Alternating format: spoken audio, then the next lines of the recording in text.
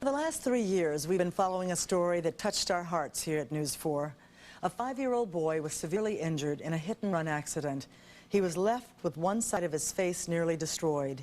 3 years later, we bring you a happy ending to the story of Byron's ear. You're going to come up here, you're going to hang a right. That way. Ready? Let me go ahead and prep. Young Byron Lewis Jr. is no stranger to operating rooms. He's been in and out of surgery 8 times since that evening 3 years ago when a speeding driver's car jumped a curb on Colesville Road, ripping the 5-year-old away from the adult whose hand he was holding. The driver, ignoring screams from pedestrians, sped away, dragging little BJ beneath the car. I've never in my life seen anything like that. It's just a whole large section that's gone. Byron Jr., or BJ, one of 2 children of Byron and Ingra Lewis, suffered multiple broken bones and severe lacerations to the face. While the Lewises prayed for their son's survival, once conscious, little BJ was asking for more. Every night, my little boy prays that he'll get his ear back.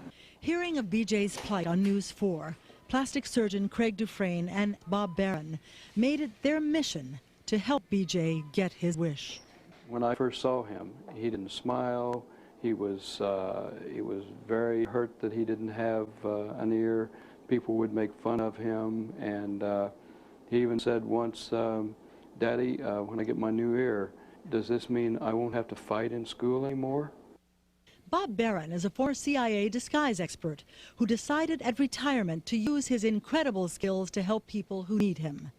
He now designs and creates all manner of missing body parts lost through disease and accidents. Because of the type of injury he had, it would have been near impossible to create an ear out of his own tissue. And I think working with someone like Bob Barron allows us to achieve the likeness of a perfect normal ear.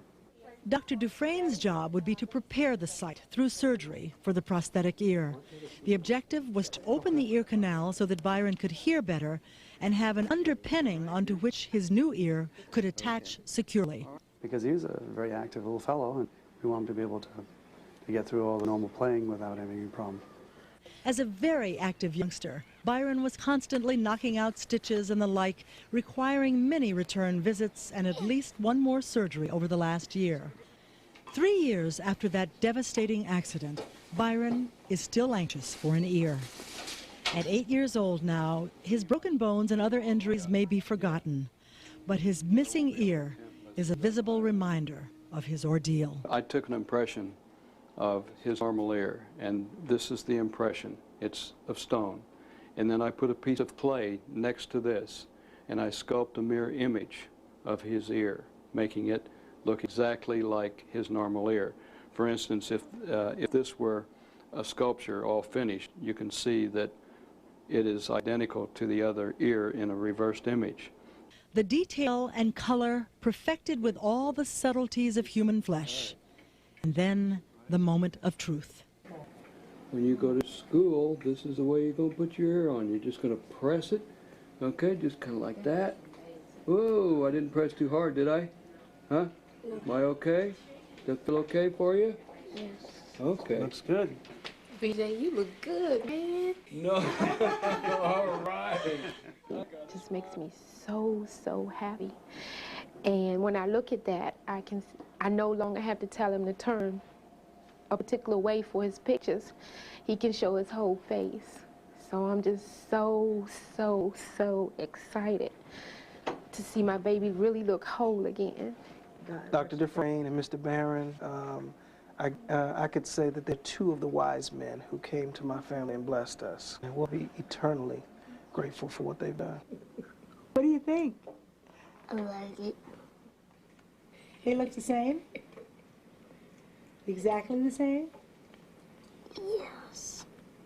And how does that make you feel? Fine. Lucky? Yes. With a smile that stretches from ear to ear these days, BJ is one happy youngster. All of the services for BJ, including Fairfax Hospital's ER time, were a gift to BJ. It's a Well, wonderful wonderful story. gift. Yeah. Wonderful story. And his parents now want to give back to the community. They've taken in foster children. They do everything they can to show how happy they are for the response from the community. Well, that's wonderful. The father wants to give back in some other way. He's hoping that he will find some job helping with children's safety. So good luck for him.